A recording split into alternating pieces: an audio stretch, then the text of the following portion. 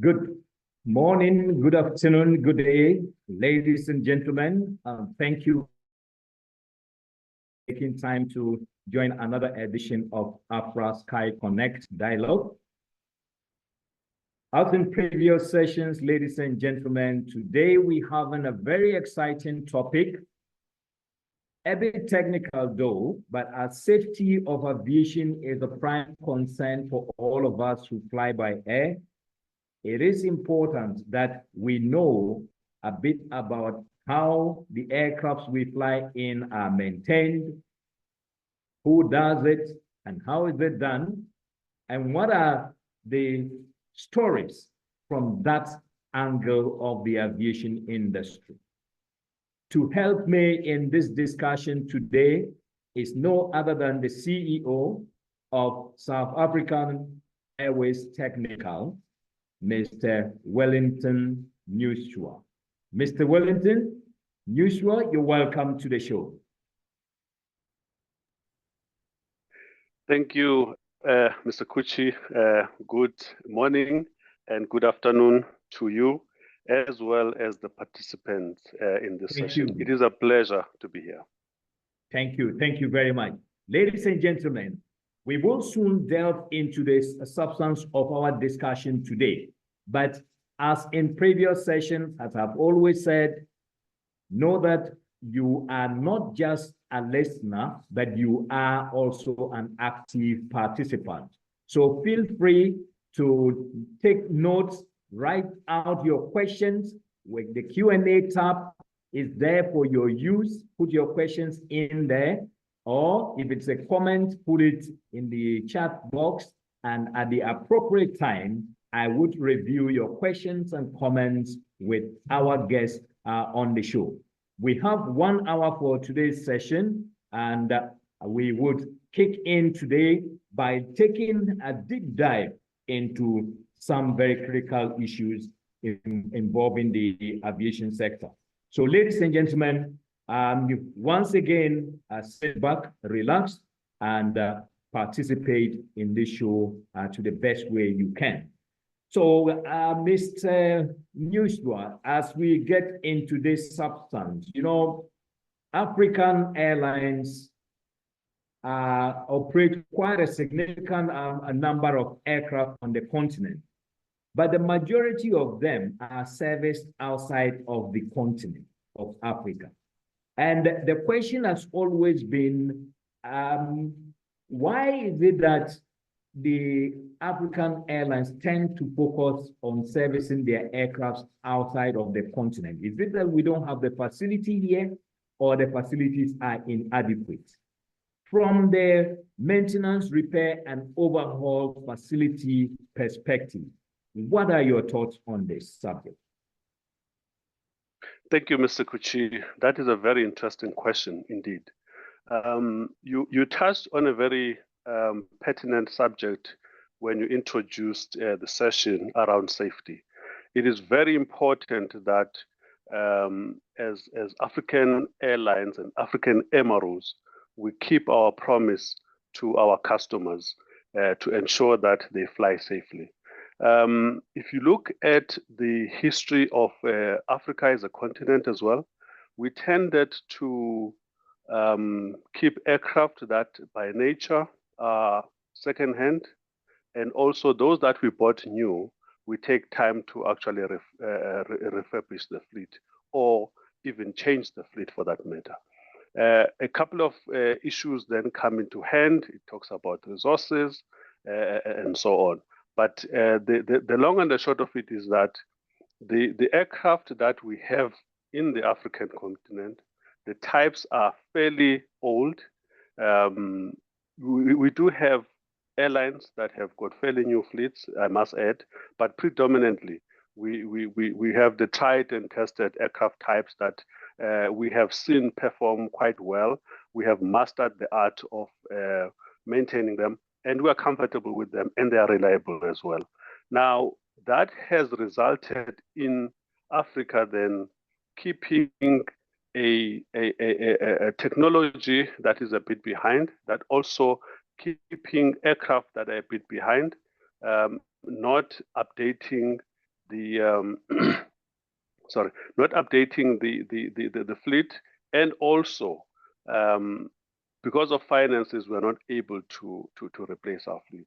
The important thing is that this has pushed us as well not to invest in MROs because we're doing what we do best, and without the disruption of COVID also, there was no challenge on us. We were quite comfortable. We basically had 5 or 6 major MROs who were maintaining their group companies in a way, and barely doing third-party work. They're supporting the main airline. So this is the history then that has brought us here. So the COVID era has now given us an opportunity that we never had. Also gave us challenges that we never had. To say now the very same aircraft cannot be replaced, whether you like it or not, because the OEMs cannot support this demand at this stage, which means the aircraft that we have now have got more complex work that needs to be done, from landing gears to engines, which are cyclical in nature. I mean, you do not change an engine every day. You also do not change landing gears every day. Cycles are between 5 and 10 years. Therefore, you need a lot of these quantities for your business case to carry weight and for you to actually remain in the business. Shortage of spares have also migrated the airlines to further up, either Middle East or Europe, in search of spares, in search of aircraft, and also if we look at capabilities, the MROs are competing with OEMs now and lessors and so on. So it's a combination of things. Thank you. Yeah. So let me get this clear. So the 5 major MROs on the continent. Now you're saying they focus mainly on servicing their main airline fleets. Is that by choice? That's correct. Or it is just because demand for their services are not there? Let me be specific to SAA Technical. We had an airline, SAA, that had a lot of fleet, and post-COVID, the numbers have reduced quite significantly.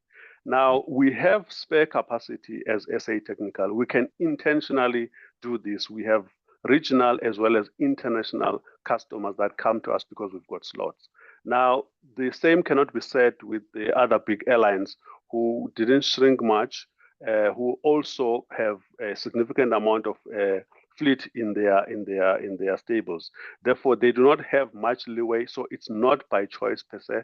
And also, the airlines that didn't reduce, they have growth prospects, and they actually need more facilities. They need more technicians. They need more material. So it's a disruption that was brought by COVID, but different MROs react differently depending on their circumstances. Thank you. So in other words, SAAT has capacity to service other airlines. That's correct. I can say that without a shadow of a doubt. So post-COVID, how are you doing? Are you getting business from third parties in Africa, particularly? That's a good question. Post-COVID, we started with 60% of our revenue coming from third parties. Entry into service plus return to service as far as maintenance is concerned, because now these aeroplanes were in long-term preservation. They needed to return back to service as the aviation sector started to pick up, which then meant that there was spare capacity at SAA Technical. We also were able to, one of the few that have got EASA FAA, it was easy to respond, especially on the wide bodies. Regionally and internationally, we had a lot of third-party customers. SAA had started up, but not significantly in terms of numbers. So we had tooling, we had equipment, we had technicians. We were able to then deliver because of the old fleet that we had as well. for SAA and other airlines, we're able to supply some of the stock immediately. So it presented us with an opportunity where we were looking at 60% revenue coming from third parties and only 40% coming from the airline. Therefore, with time, it then, as SAA builds up, those numbers are shifting, but we still have more than 40% coming from third parties. So yes, it is a function of your situation at that time. With the increase in your main airline, it actually reduces opportunities for third parties. That's correct. Okay. So now I want to get this. So airlines in Africa, those without MRO, are they maintaining their aircraft outside of Africa, not by choice, but because capacity is actually not there on the continent? Is that it? That's correct. Mr. Kuchi, you will also recall that recently as well, we have instances where even the newest of engines are misbehaving. So they're getting out of, they actually requiring shop visit prematurely. This is now at a time when Africa hasn't had, or the MROs haven't had enough time to actually understand how these engines behave. Also, be skilled enough to manage them in terms of the maintenance plan that has been provided by the OEM. So all of these contributions, whether you like it or not, because you haven't developed that capacity, it's only natural that your engine then goes overseas. Secondly, spares are an issue around the world, not only in Africa. Therefore, the TET, or the turnaround time for the aircraft, to be back with the operator and generating revenue as planned is highly dependent on the availability of material, as well as availability of mechanics to actually fix the aeroplane. So in a nutshell, combination of those plus the scarcity of aeroplanes, it basically dictates that you get the aircraft on the ground as little as possible, and it must start flying as soon as possible. Therefore, in terms of options that you have, if there's any doubt that in your own stable you will not be able to fit this capacity, it's better off to actually offload it to another MRO. But would you say that the potential actually do exist on the African existing MROs to take on the African business? That question we have to face with fairness, as well as be honest to ourselves. The African continent presents a lot of opportunities for MROs, for starters, because if we do not do it, someone else will. We have seen interest from the European MROs and OEMs to actually come through to Africa. So basically, they are seeing what we are not seeing, and we owe it to ourselves to actually take care of the opportunity that presents itself. Otherwise, someone else will. If you look at it from a numbers game, again, I will reiterate this: the big MROs and the big airlines, the top five, if I can put it that way. Some of them have shrunk, some of them have increased in numbers. But in the main, a lot of airlines closed down. Let's face facts. So the capacity that was there the market that was there before has shrunk quite significantly. And there's also an emergence of regional jets, which are now surpassing the normal single aisle as well as wide bodies. Therefore, there's a shift in the market that also requires MROs to look into the market and see where the needs are as far as the operators are concerned, and close that gap, because a traditional MRO that looks at things the way we used to do is also not helpful for the current demand that we have. Also, it will take time for them to adapt to the market demands at this stage. But would you say that if you look at the forecast, the African forecast for fleets in the next 20 years, we're talking about something in the range of about 1,500 new aeroplanes coming into the system. Correct. Some would be replacement for current fleet, but others will also be addition to what we have today. Do you think these numbers actually provide the economies of scale that the MROs in Africa would need to really be able to be sustainable if they were to expand and go into servicing third parties? That's correct. So if also one looks at the rands and cents in terms of the market outlook, I mean, if one is looking at 1.9 billion or 2 by year 2029, it shows you an industry that is growing. It also requires us to be prepared for that period. If we do nothing now, definitely we will not be able to capture that demand that comes through, no matter how small it may actually look. It is very important that we start looking at the challenges that we have, because let's be honest, we have a shortage of spares. That item needs to be addressed, not only with the, which then means MROs themselves must work with each other, from repair shops, and overhauling of components, sharing of resources. Like I said, we have MROs that require to do work for third parties. And these third parties, as we chase them, as we support them, they are sparsely populated. They've got different types of aircrafts. So we need to perhaps take them to our wing. We also need to partner with them and ensure that they are organized such a way that we are able to consolidate the aircraft types, and also each MRO perfects what they can. It's very difficult to start a new MRO under these circumstances.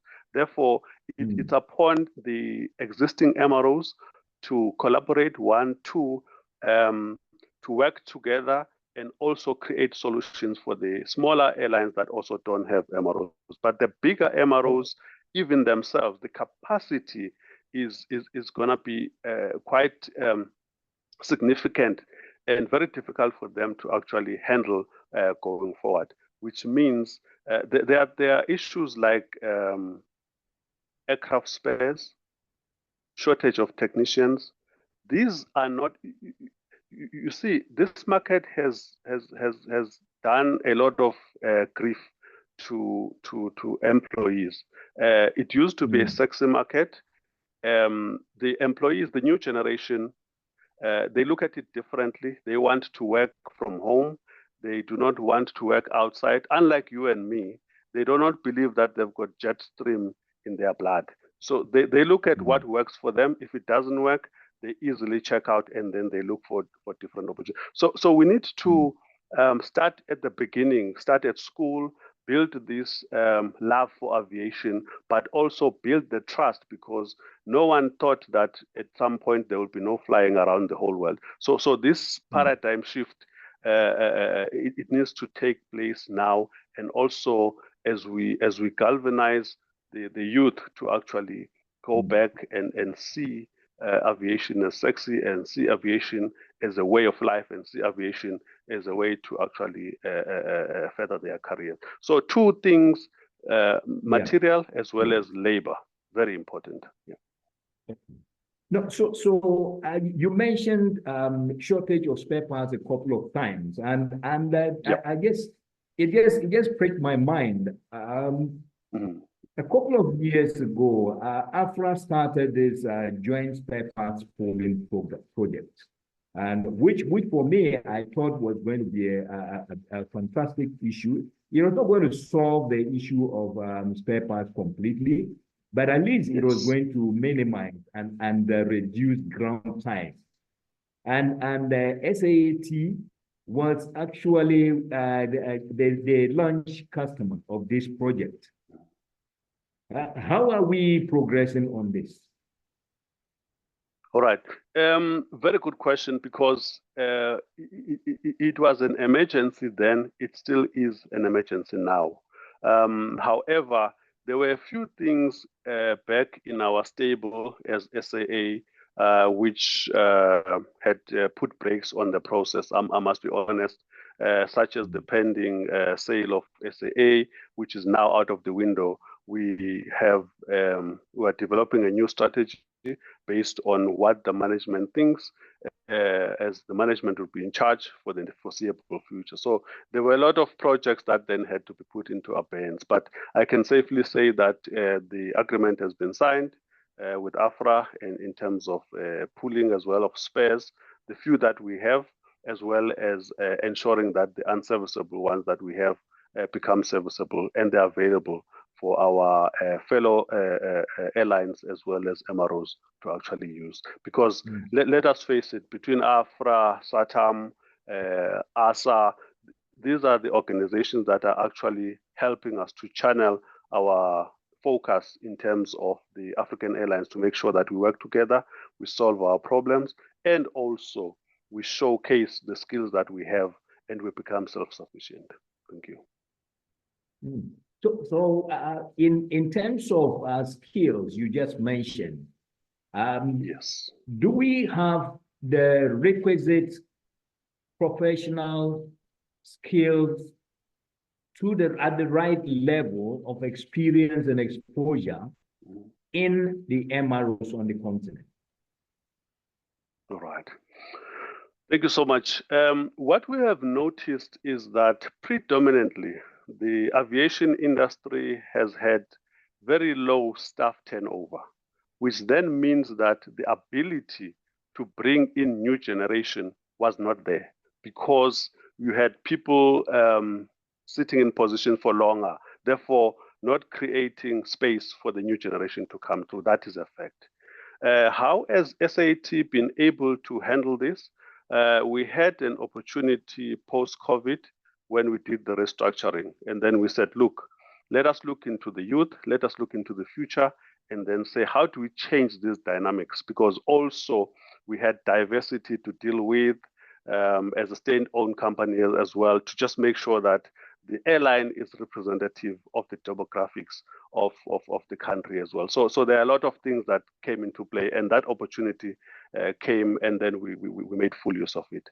Now, which then means that you had to combine experience with less experienced employees, but also in terms of your employee personnel development, you then had to be intentional about the caliber of employees that you want to have, and also the representativity that you want to see. From a job creation point of view, we still find that you have qualified maths and science students that are available out there. I mean, last month alone, we were looking for 100 new intake in terms of artisans. The response was overwhelming. I mean, we had more than 4,000 applications, and we were able to get the cream of the crop. So there is a future there. But having said that, if you look at the demand that we're seeing into 2035, where we're looking at plus minus $4 billion in terms of the MRO market that will be available. We do not have sufficient personnel as we speak now. We envy the likes of Ethiopia with their university. We also want to work with like-minded people like them to ensure that we develop this capacity, because right now, the 100 that we are looking for in terms of new artisans, it's more than what we need, but because the other airlines, the other countries are also poaching our very skilled employees, I must say with confidence, we have decided that, look, we need to supply the market, we need to create jobs, we need to create possibilities, we also need to create opportunities for our skilled employees to go elsewhere and actually get even more skilled and come back and plow back into the country. So the view is that train. Do not look at your need, Do not look at your demand currently. Look at what the country needs, look at what the continent needs, and then train this, because these facilities that we have, like I said, it's very difficult to start them from scratch, but those who have them, they must enhance them, they must also keep them, but also ensure that they actually serve the purpose that they were established for. So to cap that demand shortage, we have to train now. Even if we all trade at this stage, it's still not sufficient. I've been through a lot of conferences. We've spoken about these ones. Everyone needs to train, including those that are not having MROs currently. Thank you. Yeah. It's actually important that we build more capacity on the continent, especially as we anticipate traffic to grow and this industry to grow further and bigger than what it is today. But let's go back to MRO. So would you rather we expand the existing MROs to have the capacity and the resources to be able to service the continent's aircraft, or we build new MROs on the continent? Well, that's a very interesting question. If you look at it, Mr. Kuchi, when one talks about starting an MRO, that's a very capital-intensive project for starters. Obviously, the resources are limited in Africa. However, like I said, if you have existing MROs, it is easy to expand, it is easy to partner, because then your business case is not starting from scratch. Your business case has a certain baseline, and then as you expand, as you sell to your financier what you want to do, it's easier because you're working from a base that exists. To answer you quite directly, we need a combination of both. The current MROs have got challenges especially in Africa. Some of them we have not been able to invest in technology, and also technology has moved. The aviation industry has moved. The MRO industry has moved. We use data analytics now to do inspections. We also use artificial intelligence. We use drones to do inspections. It's accurate, it's quicker, it's safe, it reaches areas quicker than a human being, and it's also safe. So there's a shift that even without the demand, we need to improve on that. But sometimes it's easier to start something that is the latest and the greatest, and also than to try and improve what you have. However, as a business person, I must also add that some of these, they need to make business sense, which means, again, the numbers must be there. The engines, they stay longer in the aircraft wing. Therefore, you need to have a lot of engines of similar type for you to start a jet shop. But also, in some instances, you need to just support whoever has got that type. Perhaps you start your own type, which is not so well covered by the rest of. Or we look at the future to say, where is the future taking us? Can we start something together, partnering with an MRO? Because as MROs as well in Africa, we need to start to demand to be part of the production process. At this stage, some of us have got obsolete workshops that need to be enhanced. It's very difficult to fabricate spares and components lately. There are a lot of IP issues. So we need to get into that space where we can work with OEMs, get the trust, get to be part of the production process, so that then the business case is more solid than us just being a conduit in terms of moving the components from the aircraft to back to the OEM or the other MROs. But how would we do this, considering that just mentioned that some of the workshops are actually outdated in terms of the equipment, in terms of their technology.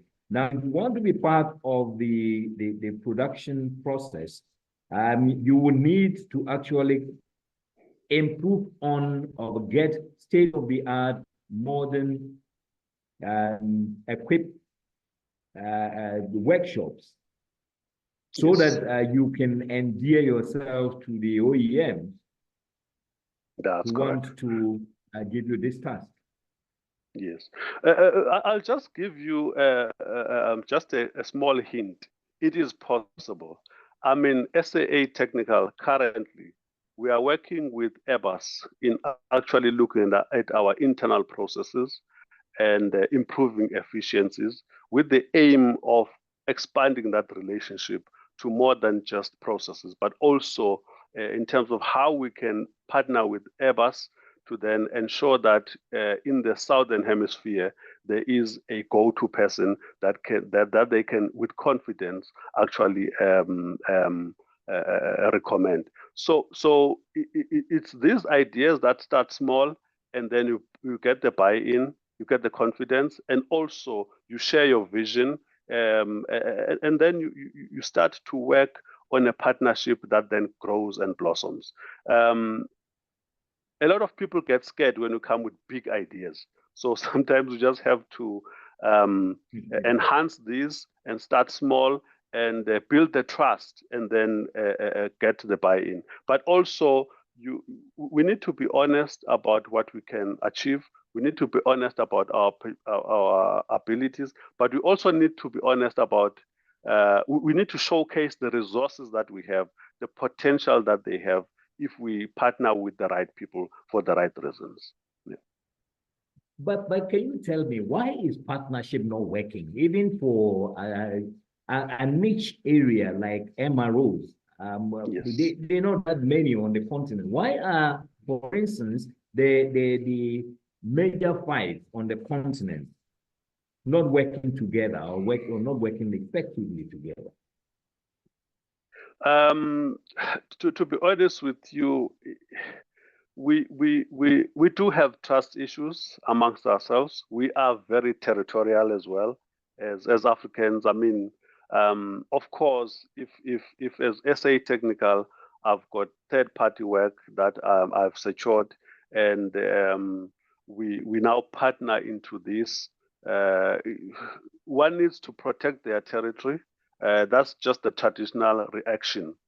But if you look at it from a bigger picture point of view, hence I'm saying you must be able and willing to forego that which we are not best at, but you must also be able to perfect and absorb more on that which you are good at. Let's say, for instance, if SAT is best shaped to supply landing gears to the African continent, then let them do that, and they've got a shop. All you need to do is maybe review some of their parts and give them a bigger part, but they're almost there, rather than starting something new. And also on engines, if ET has perfected the skill and they're best at supplying, at overhauling engines, let's do that with them. But we need to get to that. The other challenge is that as previously government-owned entities, it's difficult to make such decisions and also move with speed. That I must add. Not all of these airlines are government-owned, but most of them were formerly government-owned, and therefore there are still those issues around the legalities on how do we then partner with each other without arm's length. Because right now we feel it's more easier to start these partnerships with how do I put it, with arm's length transactions that do not require, like for instance, SAA is an act of parliament. So anything that you do in terms of shareholder changes and everything must go to parliament and so on and so forth. So it makes the process a little bit difficult. Therefore, this is why we try and look into arm's length business transactions, but we need to sign agreements that are beyond that. But then in terms of our memorandum and articles of association and our founding documents, we may be forced to then liaise with the shareholder at some point. Thank you. Yeah. So at least at AFRAA, we'll continue to encourage airlines and MROs to work together and support each other. Look at where their core competence are, and then allow others to also do some bit, exchange resources, exchange the skilled labor, and do all sorts of things that will actually enhance their capacity and their productivity, so that at least we can be able to support the operations on the continent, even as it grows bigger and better. Now, tell me also, if does the MROs, for them to expand, do they have the resources? Do they have the finances to be able to expand if they want to actually take on more responsibility of maintaining aircrafts on this continent? Another interesting, difficult question. The airline industry, the margins are actually very thin. Most of these MROs are also subsidiaries of the airlines in one way or the other, which then means if the margins are thin from an airline point of view, there isn't much spare resources to actually share with your subsidiary, especially from an expansion point of view. But MROs as viable entities, they need to be preserved. One, two, the financing part of it is quite critical, and traditional banks, they want you to have guarantees and so on. Also, they want to assess your shareholder, which is your airline, which may or may not be doing well. Therefore, it becomes very difficult to finance MROs if they are still attached to the airline itself. However, there are development banks that are willing to actually finance even the traditional corporate banks, who are willing to finance a proper business case that has got potential. However, I must add that in aviation, it's almost like you must have the money you're looking for in order to get it, because as long as also financing houses know that you are government owned, they automatically default to a guarantee, which basically says should anything go wrong, over and above the fact that you may have actually have what we call a structured or an asset-backed finance of some sort, where if a normal human being bought a car and if anything goes wrong, you come and repossess the car. But the airline goes further than that to say, much as we can get because the transaction is so complex that you've got you've got a lessor, you've got an owner, you've got a financier. So everyone is trying to actually guard themselves. But getting back to your question, yeah, go ahead. The financing part of an MRO, it's possible, but it requires again a relationship in this instance, because right now it's very difficult for the existing MROs to expand on their own and do wow things that will actually move the needle as far as the market is concerned, especially in actually addressing the African needs that we have. So it then requires MROs to partner together. Again, it goes back to the forms, because now you may have governments to be involved for these to cooperate and commit themselves to serious financing, not as individuals, but as a unit. And what do you call that unit? So these are the mechanics that we actually need to look at, and also get governments involved and get the support organizations that we have to actually assist us to nudge them in the right direction. But with this model, it's very difficult to finance two people who do not have a relationship in terms of shareholding and a solid contract, and expect them to actually work together and make that project work. I think that's where the key is. Oh, okay. Thank you very much. Ladies and gentlemen, you are listening to my guest, who is the CEO of South African Airways Technical, Mr. Wellington Nyuswa.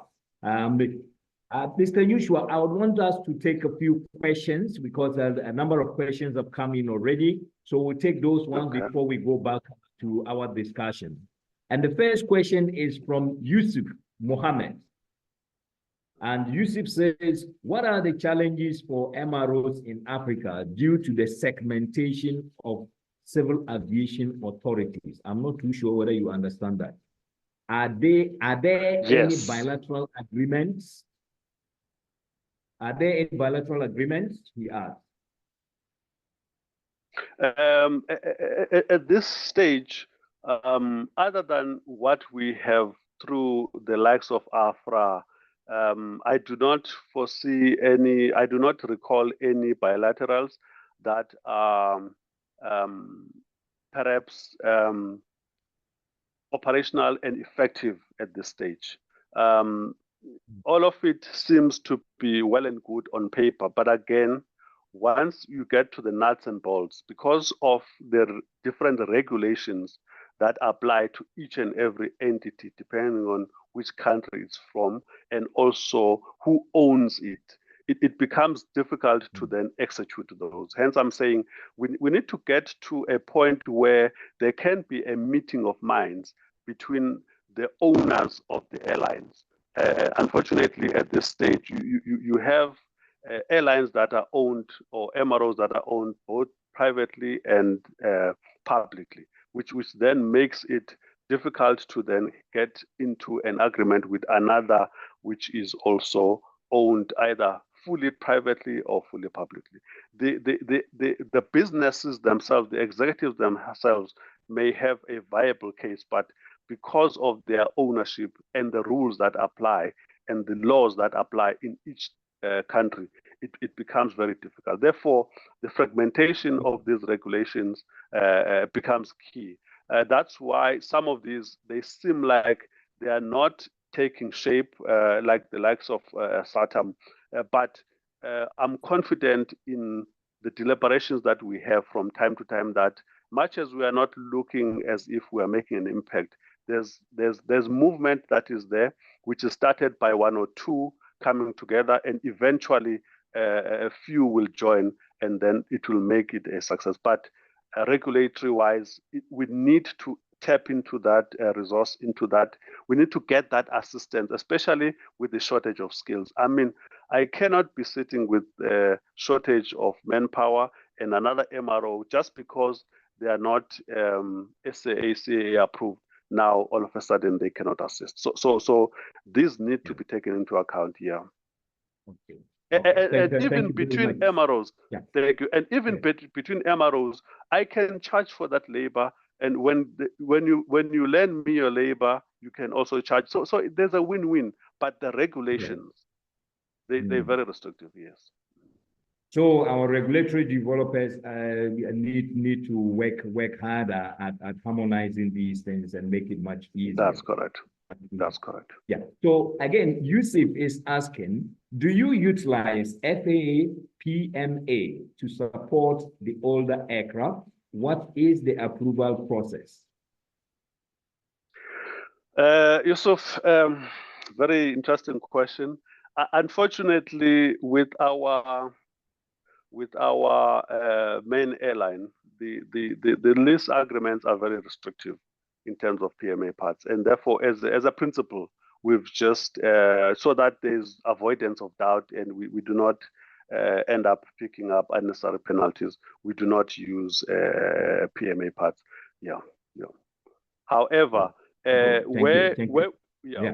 we are now, where we are serving third-party customers, we use parts that they supply. Of course, in terms of the regulation, they must come with their certificate of conformance and so on and so forth. So yeah, we insist on that to protect our license, as well as also to ensure that the quality that goes into that aircraft is beyond, because some of these PMA parts are tried and tested, I agree, but when things don't go right, then they start questioning a lot of things, and we need to clear the air and also eliminate the issues that may come into being, because we've been predominantly serving our airline. Now we have ventured to the third parties. We also need to be guarding our license with all that we have. Thank you.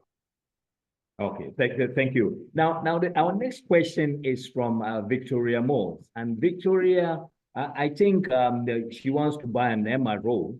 Victoria is asking, is SAA Technical going to be privatized? And is there an open sale process right now? I will be direct with that one. There is no open sale right now. Discussions of the strategic equity partner, it was concluded and abandoned in April of 2024. Of course, we are working in the background. Should anything change formally, that will be communicated. But also, this being a state-owned company, there will be an open tender process. So yes, should such discussions come into effect or such decisions be reached, yes. Okay, so Victoria, not so soon yet, but just hold on. When they issue an RFP, yes, make sure you put in your bid. And then Victoria further asked, what new MRO capability is SAA Technical looking to add over the coming years? Yes, indeed. As I've mentioned earlier, we have seen an increase in regional jets as well. If you look at the market as we have it right now, this is an area that we need to look into. Us situated in the tip of Africa with workshops, we can do wheels and brakes, we can do line maintenance and so on. So they are just quick wins. So this is the market that we would like to tap into quite seriously. Do we see ourselves going into jet engine shop overhaul and so on? Not in the near future. Highly expensive, capital intensive, mean time between failures for engines. Also, the numbers in terms of engines. We've got 2 of this and 3 of that all over. So it becomes very unviable. So line maintenance, base maintenance, plus workshops. Those are the key areas of focus. The key areas you focus. Thank you. That's Thank right. you. Now, the next one is more a comment, and this is coming from my good friend Elijah Chingoshu. He just deflated the point I made earlier on. He says, it is not true that most African airline maintenance, repair, and overhaul is carried out outside Africa, especially for the older types of aircraft. It is only some specialized equipment. For example, the latest aircraft engines, which require special tooling, spares, and other supplies, as well as specialized training of mechanics who are in demand worldwide. That it is not always economical to carry service even at the larger MROs. So it's just to deflate my point earlier on that many African airlines maintain their aircraft out of the continent. It says, because of the type of aircraft we operate, as you highlighted earlier on, most of it has to be serviced here by our MROs who have the capability of dealing with that. Then let me do the next one. This one is from Sherif Sisse. And Sherif Sisse says, good day and compliments from Dakar. We are busy building a big MRO in Dakar, Senegal. I believe that a partnership with SAA Technical will be very profitable to SAAT and our organization. What do you think? I'm usually very optimistic, Mr. Kuchi. And I also, like I said, I mean what I say. There are opportunities that need to be enhanced. Also, as one of the longest serving MROs in Africa, we must also be able to recognize new entrants, guide new entrants, partner with new entrants. There is always an opportunity for business. And also, we fly around the continent. Soon we'll be flying around the world. I get comforted knowing that in Dakar, in case of an AOG, I'll have a capable MRO that I also actually have a relationship with that will help me in times of need. So therefore, areas of working together are always welcome. Oh, thank you. Thank you very much. So, Cisse, you can reach out to Mr. Nyuswa after this, and you can start discussions on your thoughts of how you can cooperate. And my next question is from Steve Dooley. And Steve says, what level of cooperation exists with between SAT and other MROs in Southern Africa?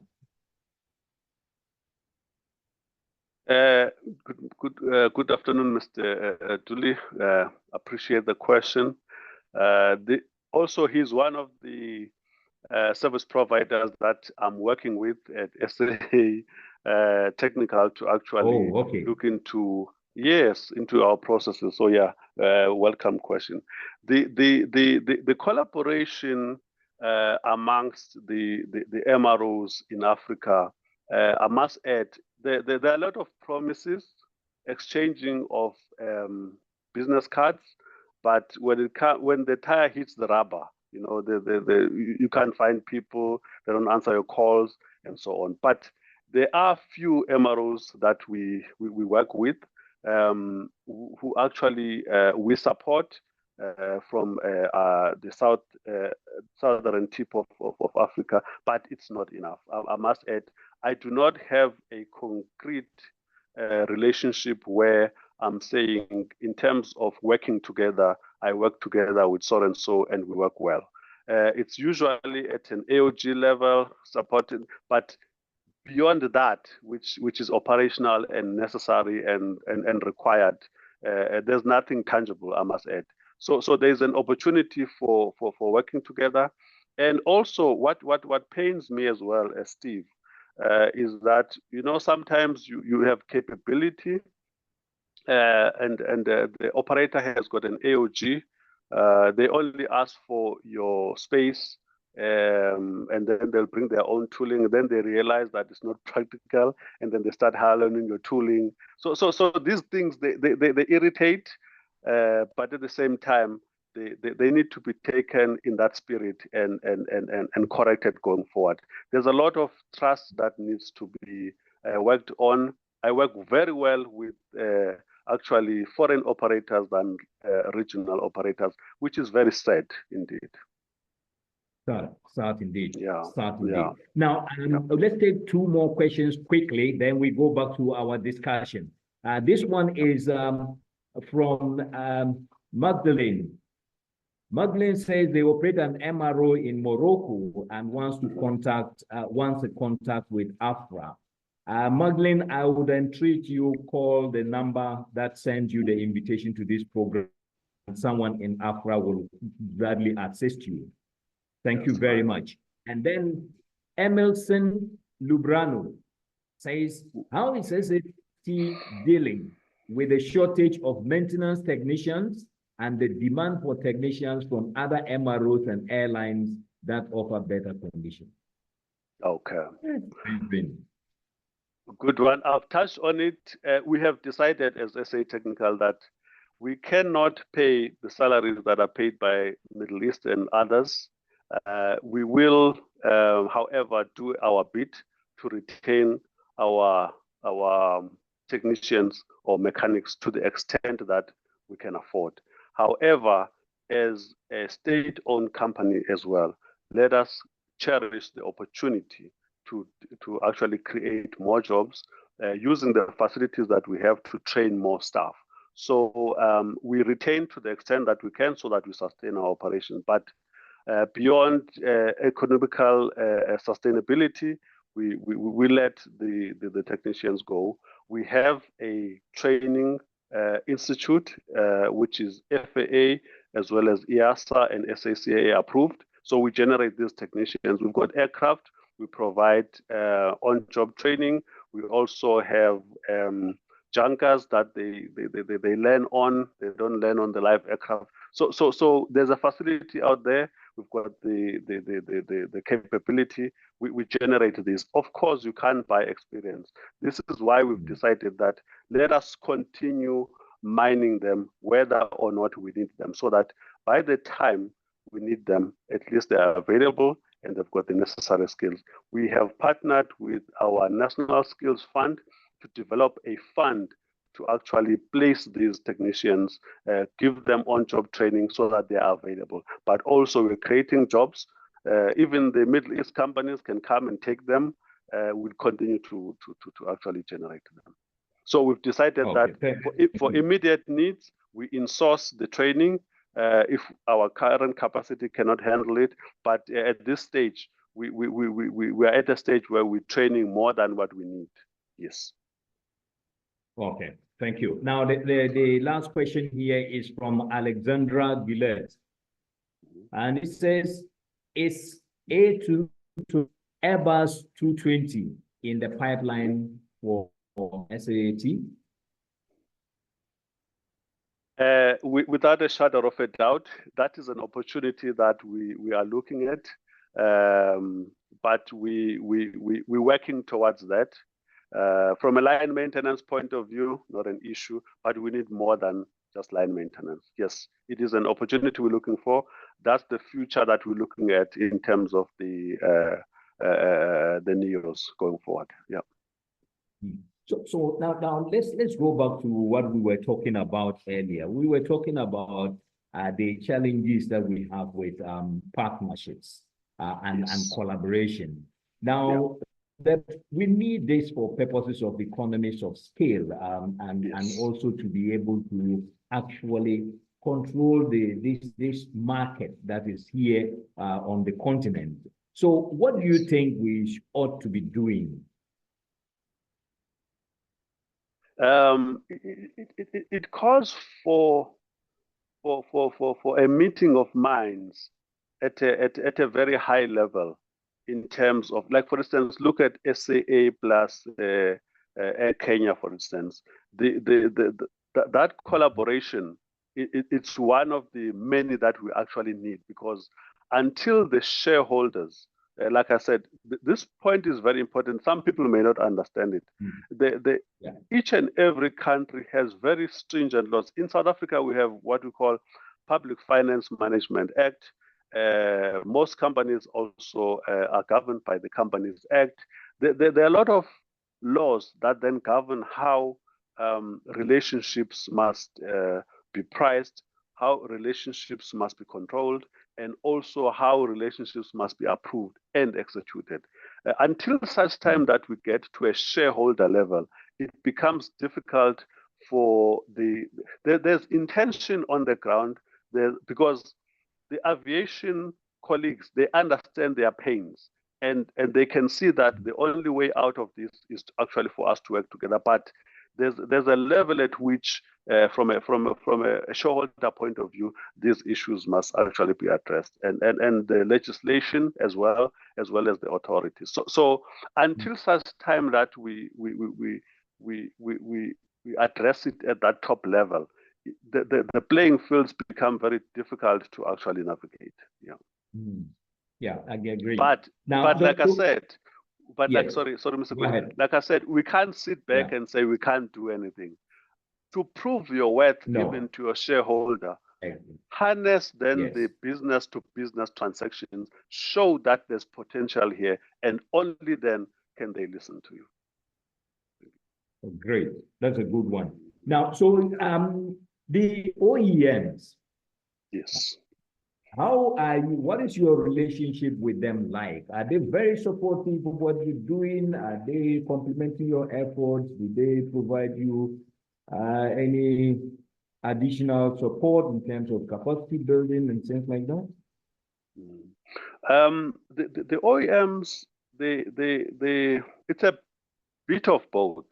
let me start with the good news. The good news is they are very supportive, like we are partnering now with the Airbus. Secondly, when we have issues with the aircraft, the relationship is very good. You get solutions, the response is good. And also, when you're looking at fabricating now some of the components, then they become very, very wary. So there are IP issues that, of course, they have to protect. It's their product, but they also partner with lessors, such that when an aircraft comes here, already the gear must go elsewhere, the engine must go elsewhere. That's eating into the MRO market, and that's not very good for the MRO industry. Lately as well, in terms of the parts for the old aircraft, they are very scarce. I mean, if the manufacturer themselves cannot manufacture the component and they have the IP, then there's no hope for an airline or for an MRO. So those are the things that we need to actually look at. Yeah. The relationship needs to be enhanced. Yeah. Yeah, our time is up, but I guess I have a couple of more questions coming in here. Yes. Let me just, if you can briefly just touch on them, then we would wrap up. I'm happy with that. This one is from Feleki. Okay. Agao. It says, most of African technicians move to Middle East due to salary and other issues currently. How can we minimize the movement? Again, I would say there's a certain level of minimization that we must be able to adopt, because one, we still need to fly aircraft, we still need to fly them safely, which means from a span of control point of view, adequacy of the manpower that we apply on our aircraft, we must be able to support our airlines and do that safely, because that's our priority. I mean, safety is not negotiable. However, you must also be able to suss out when you have a young aspiring gentleman that just wants to see the world, wants to see things differently. You can't keep everyone. At the same time, you must also make sure that from your retention point of view, you create an environment where your employees want to work for you. There are employees where money is everything. There's nothing you can do. But there are those where if you keep the basics, make the environment like an accountable manager that I am, it is my responsibility. I get paid to make sure that there are tools, equipment, there's material, and also there's sufficient labor for me to run the vertical, so that they don't cut corners because there are shortages here and there. So let's do the basics.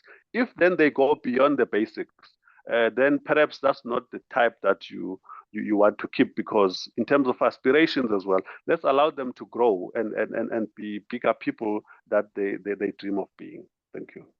Okay, thank you very much. Now, just in a few words, Edmilson Lubrano again is saying that, look, the different regulatory regimes on the African continent is actually constraining MRO's growth.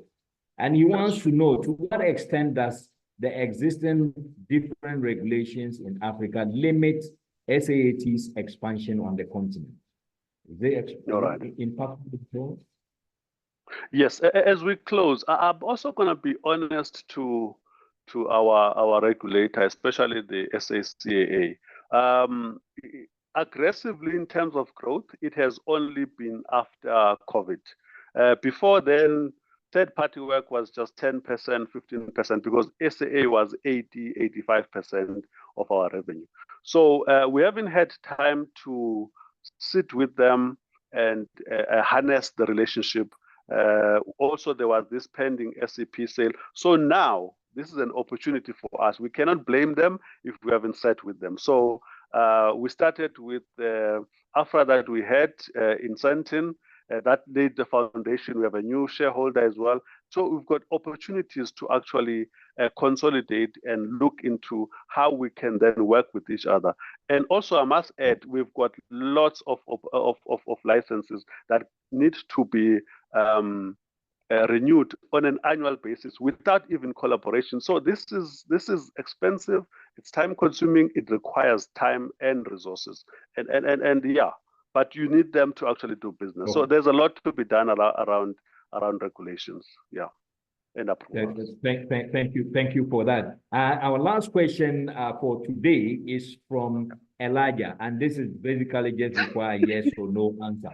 I think he's gotten excited about the way you talked about how post-COVID things are moving up again, and the 60% revenue coming from third parties, and he just wants to know, is SAT profitable? Yes, SAT is profitable. We don't chase that which is not profitable. We are self-sustainable.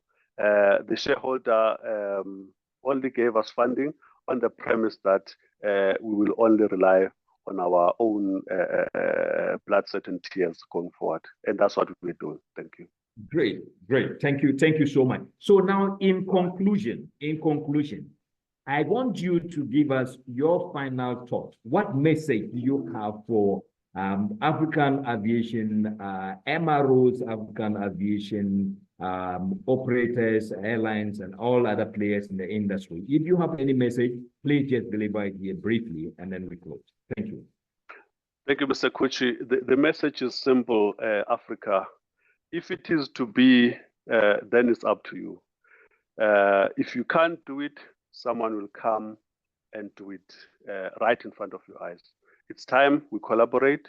It's time we work together. It's time we embrace each other's challenges and support each other as we pave a new forward. We need to do what we've never done before for this thing to actually move significantly going forward. Thank you. Thank you so much, Mr. Wellington Nyuswa, CEO of SAAT, for coming on the show and discussing this sector of the industry with our players. We have lots of comments coming in, lots of commendation for what an excellent discussion this has been. Unfortunately, time will not allow us to read all of them, but I would want to take this opportunity to thank all our audience, and particularly those who have contributed through questions and comments. We do appreciate your active participation, and we look forward to seeing you in our next session next month. And next month, we'll be hosting the CEO of Egypt Air, who is the host of AFRAA Annual General Assembly this year in November. So prep yourself and let them. Until then, Nyuswa, I thank you so much for your time. Thank you for educating us, and guiding us, and letting us know how MROs Africa are faring, and what we need to do to give them stronger and them in charge of African aviation. Thank you, and I wish you all the best and a nice day to everyone. Bye-bye for now. Thank you, Mr. Kuchi. Thank you. Bye. Bye.